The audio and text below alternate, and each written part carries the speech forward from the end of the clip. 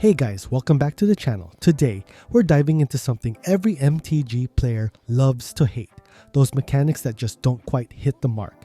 Recently, Mark Rosewater, the mastermind behind so much of Magic's design, laid out his list of the top 20 worst mechanics of all time, the ones that are, in his words, considered mistakes.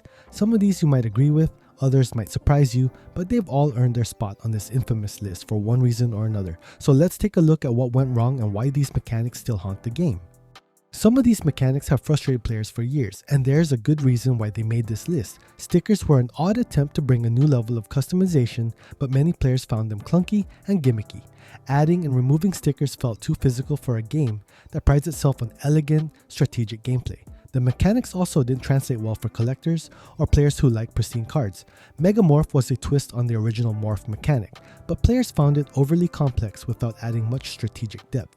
The slight upgrade wasn't enough to justify the mechanic's inclusion, making it feel redundant and confusing for newer players. Companion seemed like a fun idea, but it quickly became overpowered, creating an imbalance in various formats. Players were frustrated, as this mechanic often dictated deck building, and Wizards had to modify the mechanic, proving its issues were deeper than anticipated.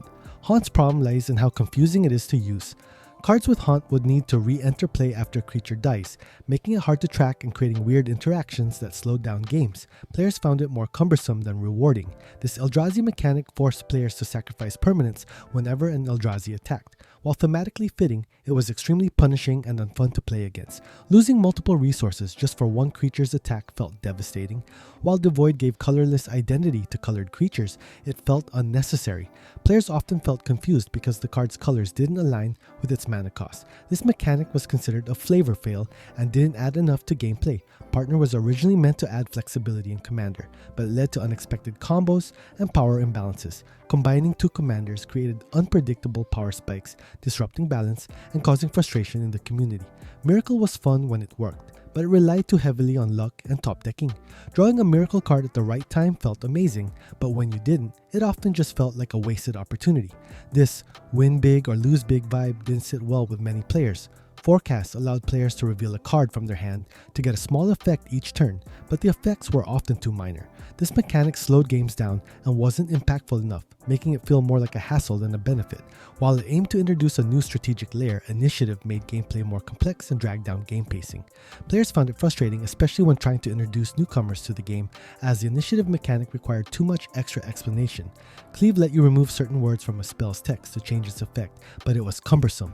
The mechanic made reading cards harder and led to rules interactions that weren't always intuitive. Cleave added a layer of complexity that many players just didn't enjoy. Sometimes, mechanics just didn't leave a lasting impression. Unmemorable mechanics are those that players rarely remember or talk about. They failed to resonate with players and didn't stand out, making them feel like missed opportunities.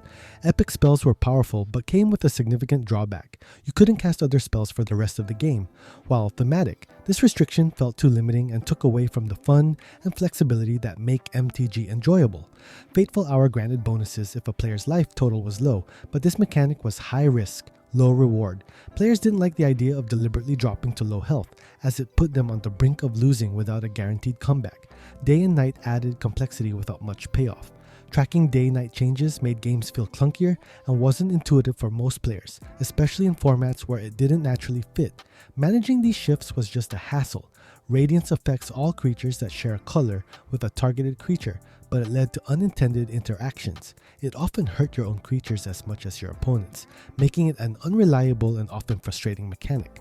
Recover allowed creatures to return to your hand from the graveyard, but with the added risk of exiling if not used.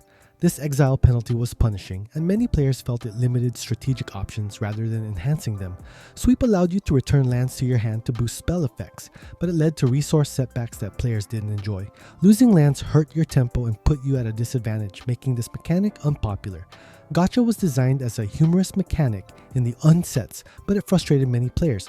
It rewarded gotcha moments, making games feel more like a trap than a strategy, and it was considered annoying rather than entertaining. The top of the list is Bands with Others, a mechanic notorious for being one of the most confusing and frustrating ever made. It was difficult to understand even for experienced players and led to too many rules, interactions, and misunderstandings. No wonder it's considered the worst.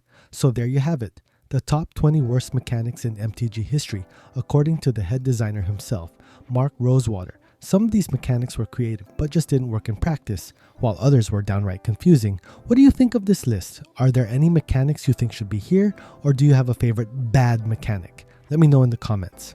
Thanks for watching. If you enjoyed this breakdown, hit that like button, subscribe, and stay tuned for more MTG deep dives, lists, and lore. See you next time.